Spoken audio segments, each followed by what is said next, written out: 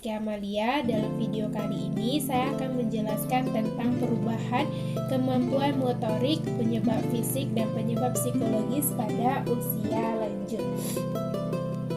Usia lanjut bukan suatu penyakit, namun merupakan tahap lanjut dari suatu proses kehidupan yang ditandai dengan penurunan kemampuan berbagai organ, fungsi, dan sistem tubuh yang bersifat alamiah atau fisiologis untuk beradaptasi dengan lingkungan. Penurunan tersebut disebabkan berkurangnya jumlah dan kemampuan sel tubuh. Penuaan juga menyebabkan penurunan sensorik dan motorik pada susunan saraf pusat, termasuk juga otak mengalami perubahan struktur dan biokimia.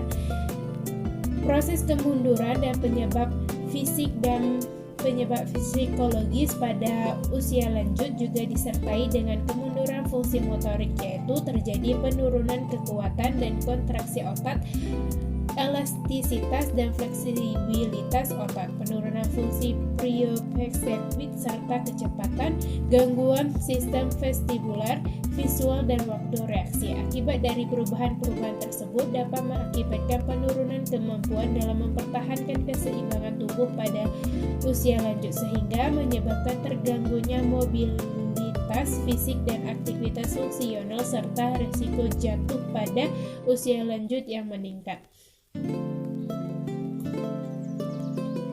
Baiklah, perkenalkan, nama saya Melisa Fatika Sari.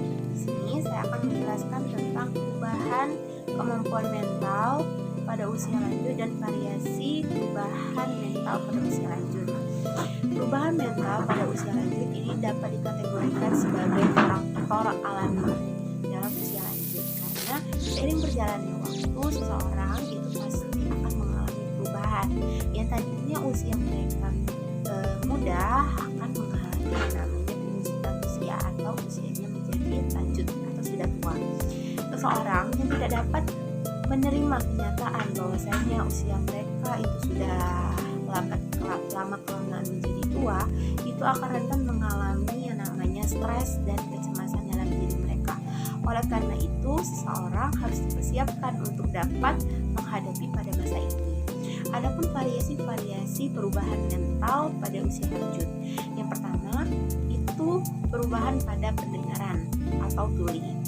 Pada usia lanjut atau pada usia yang sudah tua ini rentan mengalami yang namanya tuli. Ini merupakan faktor alami yang dialami oleh seseorang. Faktor ini dapat disebabkan oleh faktor pola makan orang itu sendiri atau faktor genetik. Hal yang dapat dilakukan dalam pencegahan faktor tuli ini dapat diminimalisir atau dicegah. Caranya dengan cara menjaga asupan makan. Yang kedua, itu daya ingat yang menurun. Seseorang yang sudah mengalami usia yang lanjut atau usia yang sudah tua itu mengalami daya ingat yang menurun. Hal ini merupakan faktor alami yang dialami oleh usia lanjut, karena daya pikiran mereka itu sudah semakin lama semakin melemah. Salah satu alternatif yang dapat mencegah menumbuhkan daya ingat yaitu dengan cara lebih banyak latihan terapi memori. Yang ketiga, perilaku seperti anak kecil. Hal ini juga sering terjadi atau memang terjadi pada usia lanjut yang usianya 70 ke atas. Hal ini juga membuat kita sebagai orang yang masih muda itu mengalami jengkel terhadap sikap usia lanjut atau lansia itu memiliki sikap-sikap seperti anak kecil. Hal ini merupakan faktor genetik dan kondisi fisik yang semakin menurun. Apabila tidak ditangani dengan rasa kesabaran atau dengan rasa kasih sayang, maka akan kasihan dengan orang yang sudah usia lanjut ini, karena pada bagian ini atau pada tahap ini merupakan bukan tahap yang diinginkan oleh mereka. Selanjutnya yang keempat, emosi dan perubahan yang lebih. Pada usia lanjut ini mengalami perubahan emosi dan perubahan yang lebih pula dalam di dalam dirinya, karena seseorang yang sudah mengalami usia lanjut ini rentan mudah tersinggung atau mudah juga emosinya naik turun.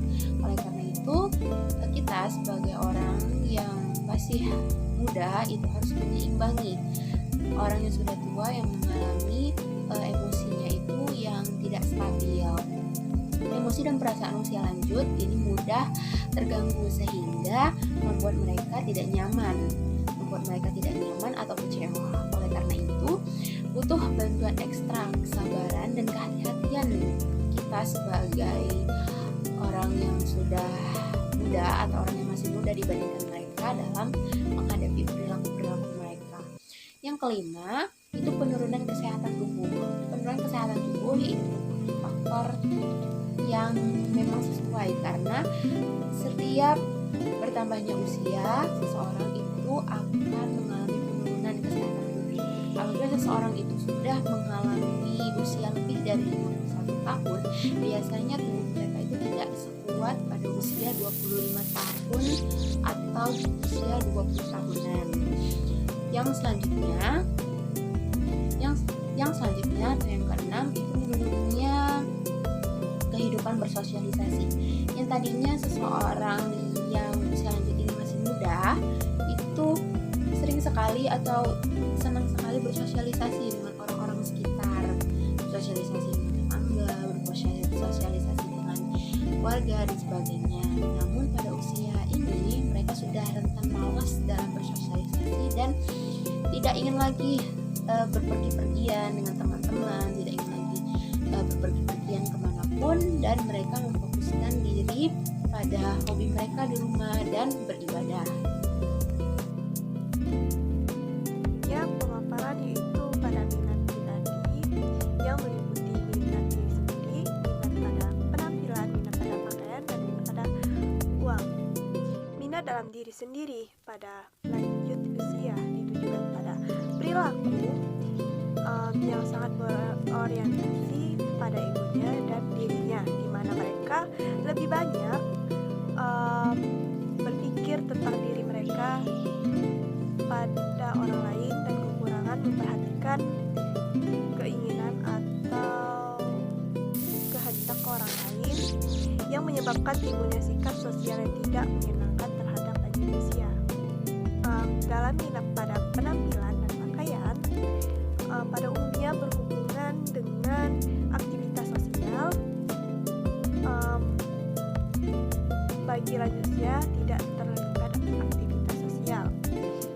Penampilan bukan merupakan prioritas perhatiannya, sehingga kurang dalam melakukan perawatan dirinya. Selanjutnya, minat rekreasi. Pria dan wanita lanjut usia cenderung untuk tetap tertarik pada kegiatan rekreasi yang biasa dinikmati pada masa mudanya dan hanya berubah jika benar-benar diperlukan. Sebagian besar perubahan dilakukan bukan karena minatnya, tetapi karena dalam alasan kondisi yang tidak memungkinkan.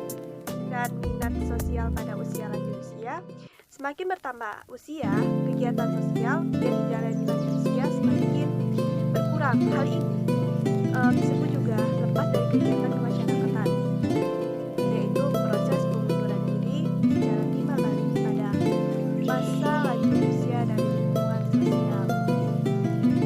Dan minat yang selanjutnya, minat untuk mandi pada usia lanjut usia.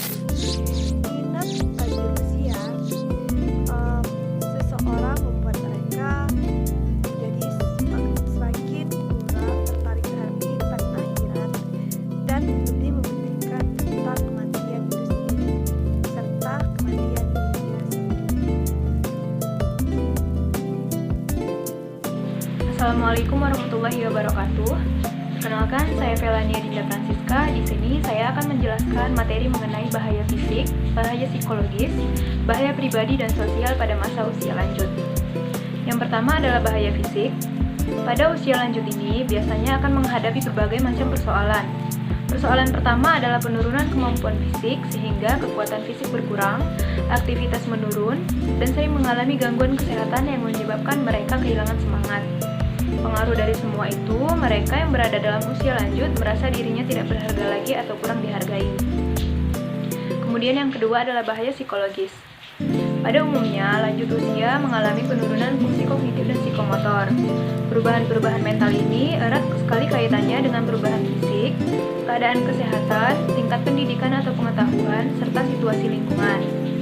Dari segi mental emosional, sering muncul perasaan pesimis, timbulnya perasaan tidak aman dan cemas, adanya kekacauan mental akut, merasa terancam akan timbulnya suatu penyakit atau takut ditelantarkan, dan juga terkadang muncul semacam pemikiran bahwa mereka berada pada sisa-sisa umur menunggu datangnya kematian. Kemudian yang ketiga, ada bahaya pribadi. Orang lanjut usia umumnya mengalami gangguan metabolisme, peredaran darah, rematik, hipertensi, gangguan mental, gangguan penglihatan, pendengaran, dan lain-lain. Di samping gangguan atau kerawanan yang nyata tersebut, sering pula timbul penyakit yang tidak real atau hanya dalam bayangan mereka. Banyak keluhan-keluhan fisiknya dan membicarakan keluhan-keluhannya tersebut dengan para dokter, yang pada dasarnya hanya ingin mendapatkan perhatian. Beberapa orang dapat menyesuaikan diri dengan keadaan fisiknya tersebut, tetapi beberapa yang lain selalu mengeluh dan mengasihani diri sendiri, yang akhirnya mengurangi motivasinya untuk mengatasi keadaan atau gangguan-gangguan tersebut. Yang terakhir, yang keempat, ada bahaya sosial. Umumnya, lansia banyak yang melepaskan partisipasi sosial mereka, walaupun pelepasan itu dilakukan secara terpaksa. Orang lanjut usia yang memutuskan hubungan dengan dunia sosialnya akan mengalami kepuasan. Lansia memiliki status kelompok minoritas karena sebagai akibat dari sikap sosial yang tidak menyenangkan terhadap orang lanjut usia dan diperkuat oleh pendapat-pendapat klise yang jelek terhadap lansia. Perlakuan yang buruk terhadap orang lanjut usia membuat lansia cenderung mengembangkan konsep diri yang buruk. Aktivitas sosial yang banyak pada lansia juga mempengaruhi baik buruknya kondisi fisik dan sosial lansia. Mungkin itu saja materi yang bisa saya sampaikan. Saya akhiri. Wassalamualaikum warahmatullahi wabarakatuh.